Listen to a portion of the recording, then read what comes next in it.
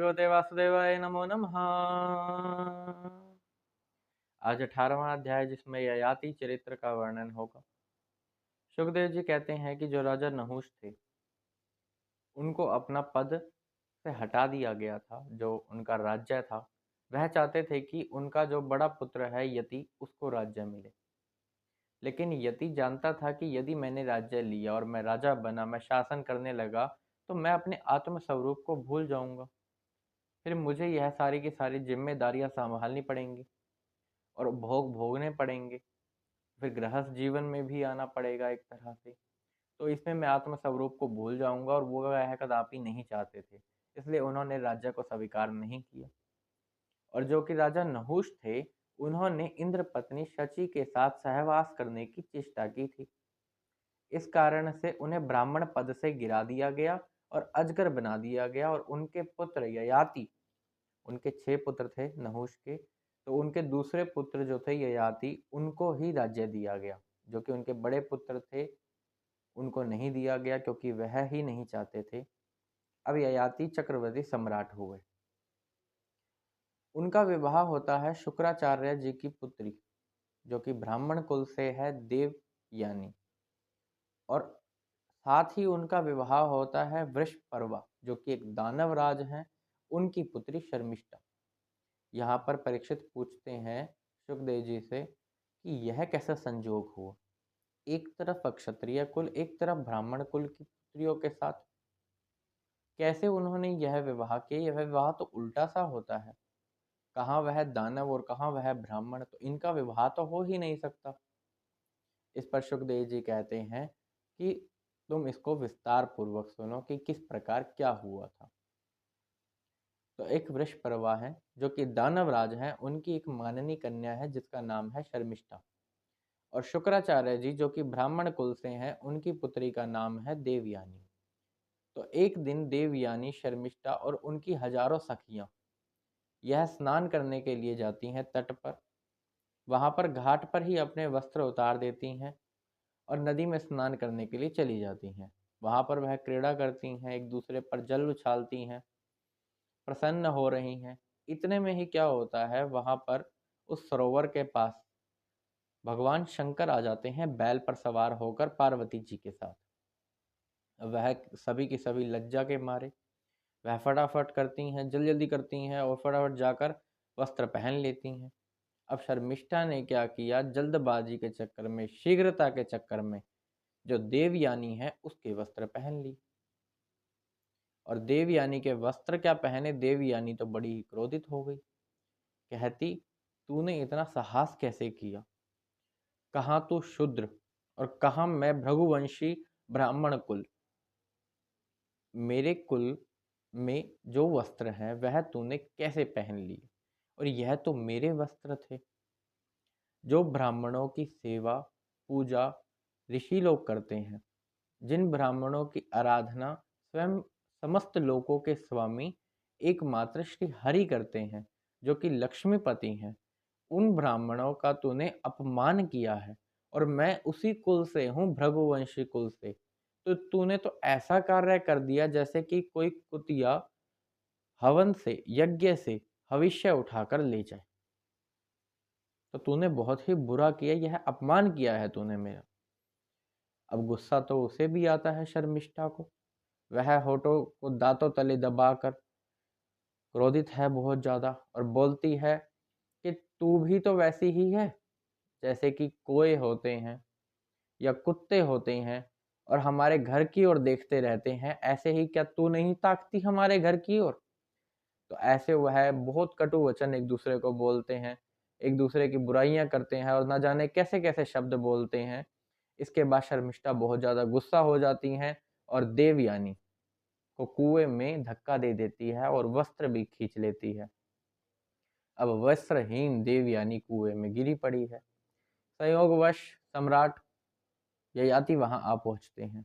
वह देखते हैं कि कुएं में एक कन्या गिरी हुई है। वह उसे वस्त्रहीन देखते हैं तो उसे अपना दुपट्टा दे देते हैं, उसे कुएं से बाहर निकालते हैं हाथ पकड़ के। तो देवयानी कहती है, अब तुमने मेरा हाथ पकड़ा ही है तो इसे कभी छोड़ना मत।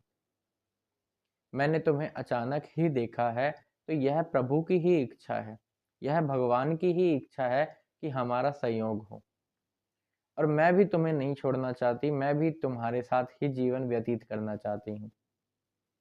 वह साथ ही यह भी बताती हैं कि कच्छ ने मुझे श्राप दे रखा है। इसके बारे में और सुनिए। जो कच्छ है वह बृहस्पति जी के पुत्र हैं, तो वह शुक्राचार्य जी के पास मृत संजीवनी विद्या प्राप्त करने के लिए आया करते थे। तो उस समय जब विद्या उन्होंने सीख ली और वह जाने लगे, तो शुक्राचार्य जी की यही पुत्री देवयानी ने उनको विवाह के लिए प्रस्ताव रखा था। उनका वरण करना चाहती थी वह उस समय, लेकिन पुत्री होने के कारण उन्होंने इसके लिए मना कर दिया, साफ इनकार कर दिया। और बदले में देवयानी ने श्राप दे डाला कि तुमने जो भी विद्या ग्रहण की है वह तुम्हारी निष्फल हो जाए। अब गुस्सा तो उनको भी आया, तो उन्होंने भी श्राप दे डाला कि तुम्हारा ब्राह्मण कुल में विवाह नहीं होगा। तो इसी कारण से देवयानी का विवाह ब्राह्मण कुल में ना होकर यहाँ हो रहा है ययाति के। अब ययाति के यहाँ विवाह होने से पूर्व क्या होता है वह जानिए। देवयानी दौड़ी दौड़ी जाती है अपने पिता शुक्राचार्य जी के पास। उनको जाके सारा वृतांत बताती है कि शर्मिष्ठा ने मेरे साथ क्या क्या किया। वह तो बड़े ही नाराज होते हैं। हालांकि वह ब्राह्मण कुल से हैं, तो उनका गुस्सा कोई ज्यादा नहीं होता, आधे क्षण का ही गुस्सा होता है। तो फिर भी वह यही निश्चय करते हैं यह ठीक नहीं हुआ, तो वह नगर छोड़कर जाने लगते हैं। जैसे ही शर्मिष्ठा के पिता उनको पता लगता है, जो कि वृषपर्वा है, जो कि मानते क्या हैं उनके गुरु शुक्राचार्य जी। तो वृषपर्वा अपने गुरु को मनाने के लिए जा रहे हैं कि हमारे कहीं शत्रुओं की विजय नहीं हो जाए, हम पर संकट ना आन पड़े। तो गुरु का रुष्ट होकर नगर छोड़ के जाना बिल्कुल ठीक नहीं है। वह दौड़े दौड़े जाते हैं, उनके चरणों में लौट जाते हैं, कहते हैं हमें क्षमा कर दीजिए, आप बताइए कि आप चाहते क्या है, वैसा ही होगा, बस आप जाइए ना। शुक्राचार्य जी कहते हैं ये मेरी पुत्री है, यह जो इच्छा रखेगी इसको पूर्ण कर देना, ठीक है मैं नहीं जाऊंगा। अब शर्मिष्ठा कहती है कि यह क्या हो गया, यह जो कह दिया मेरे पिता ने, अब इनको वचन भी पूर्ण करना पड़ेगा। तो शुक्राचार्य जी ने जैसा कहा, उनकी पुत्री ने उस मौके का फायदा उठाकर उनसे कहा, पिताजी आप मेरा विवाह जहां मर्जी कीजिए, लेकिन शर्मिष्ठा जीवन भर मेरी दासी के रूप में रहे, वह मेरी सेवा करती रहे हमेशा। अब पिता ने जो कहा वह भी पूर्ण करना था, और परिवार पे आया संकट देखकर उन्होंने इस बात को स्वीकार किया, और शर्मिष्ठा हजारों सखियों के बीच में उनकी दासी के समान ही थी। अब उनकी दासी बनकर ही रहती और उनकी सेवा करती रहती, और उनका विवाह शुक्राचार्य जी ने ययाति के साथ भी करवा दिया। कुछ समय व्यतीत होता है। हालांकि शुक्राचार्य जी कहते हैं शर्मिष्ठा तुम्हारे साथ जा तो रही है, लेकिन इसको कभी अपनी सेज पर मत आने देना। उन्हें इस बात का स्मरण भी रहता है। कुछ ही समय व्यतीत होता है कि ययाति और देवयानी का एक पुत्र आता है। इसके बाद शर्मिष्ठा भी कहती है कि मेरी भी पुत्र की इच्छा है, लेकिन मैं तो दासी हूँ और मेरा विवाह हो नहीं सकता, क्योंकि मुझे तो इसकी दासी बनकर ही रहना है। तो वह क्या करती है, देवयानी के पति जो कि ययाति हैं उन्हीं से जाकर सहवास की इच्छा प्रकट करती है, और कहती है ऐसे ऐसे बात है, मुझे भी पुत्र प्राप्ति करनी है, तो तुम मेरे साथ सहवास में आओ। वह धर्मज्ञ है, वह इस बात को सही मानकर, प्रारब्ध मानकर, जो संयोग है, जो होना ही होना है, वह ऐसा समझकर कि जो होगा वह होगा ही, तो वह उसके साथ सहवास में आते हैं। और यह उसके बाद 3 पुत्र की प्राप्ति होती है शर्मिष्ठा को, और 2 पुत्र की प्राप्ति होती है देवयानी को। लेकिन जब देवयानी को पता लगता है कि मेरी दासी शर्मिष्ठा के जो पुत्र हैं वो भी मेरे पति के ही हैं, उसे बड़ा ही गुस्सा आता है, बड़ी ही शर्म आती है, और इतने क्रोध के कारण तिलमिला उठकर वो वहां से भाग जाती है। और अपने पिता शुक्राचार्य जी के यहाँ आ जाती है। फिर से उनको सब बताती है।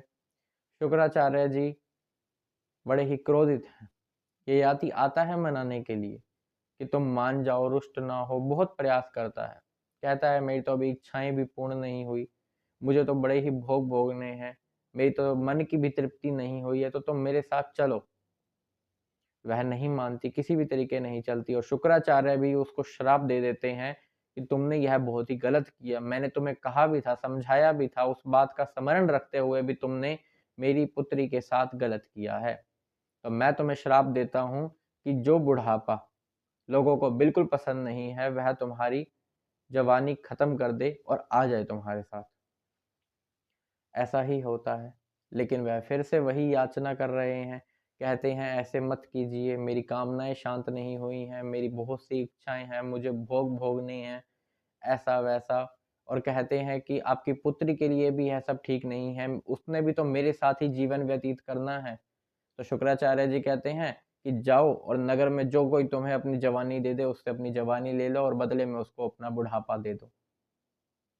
वह नगर में तो किसी के पास नहीं जाते, लेकिन अपने पुत्रों के पास जाते हैं और सबसे बड़े पुत्र उसको बोलते हैं कि तुम मुझे अपनी जवानी दे दे और मेरा बुढ़ापा ले ले। वह कहता है नहीं पिताजी, मेरी जवानी तो अभी शुरू हुई है और मैं इस बुढ़ापे का क्या करूंगा, और ये बुढ़ापा जो आपका कोई टाइम नहीं है फिर भी आपके पास आ गया है किसी कारणवश, तो मैं इसे क्यों लूं। वह साफ इनकार कर देता है। बाकी पुत्र भी ऐसे ही इनकार कर देते हैं, लेकिन उनका जो सबसे छोटा पुत्र है, उम्र में छोटा है लेकिन बुद्धि में सबसे बड़ा, उसका नाम है पुरु। तो वह पुरु के पास जाते हैं और कहते हैं ऐसी ऐसी बात है, तू मेरा बुढ़ापा ले ले और अपनी जवानी मुझे दे दे। तो वह ऐसा ही करता है, क्योंकि वह कहता है पिताजी यह जो शरीर है ये आपका ही दिया हुआ है, और आपका कर्ज तो मैं जीवन भर नहीं उतार सकता, चाहे आप मेरा यह पूरा शरीर ही क्यों ना ले लें। यदि आप मेरे प्राण भी मांगेंगे तो मैं एक क्षण भी अपना देरी नहीं करूंगा और अपने प्राण भी दे दूंगा। आपने तो सिर्फ मुझसे मेरी जवानी ही मांगी है। फिर वह पुत्रों के बारे में बताते हैं कि पुत्र किस प्रकार के होते हैं। एक वो होते हैं जो सिर्फ श्रद्धा रख के अपने पिता की आज्ञा का पालन करते हैं, उनको मध्यम के अंदर गिना जाता है। एक वो होते हैं कि ठीक है आज्ञा का पालन करना है तो बिना श्रद्धा के आज्ञा का पालन करते हैं, वह अधम होते हैं। और एक वो होते हैं जो आज्ञा का पालन करने से ही इनकार कर देते हैं, उनको तो पुत्र कहना ही ठीक नहीं, क्योंकि वह पुत्र तो कहे ही नहीं जा सकते। ऐसा सब होता है। वह अपनी जवानी दे देते हैं और बुढ़ापा ले लेते हैं। इसके बाद ये याति फिर से भोग भोगने शुरू करता है, अपनी पत्नी के साथ समय व्यतीत करता है, मन से, तन से, वाणी से, हर प्रकार से भोगों से लिप्त हुआ है, और बड़े बड़े दक्षिणा वाले यज्ञ भी करता है जो कि भगवान श्री हरि के होते हैं। तो इस प्रकार 1000 वर्ष तक वह भोग ही भोगता रहता है और उसके बाद भी उसके मन की तृप्ति नहीं होती।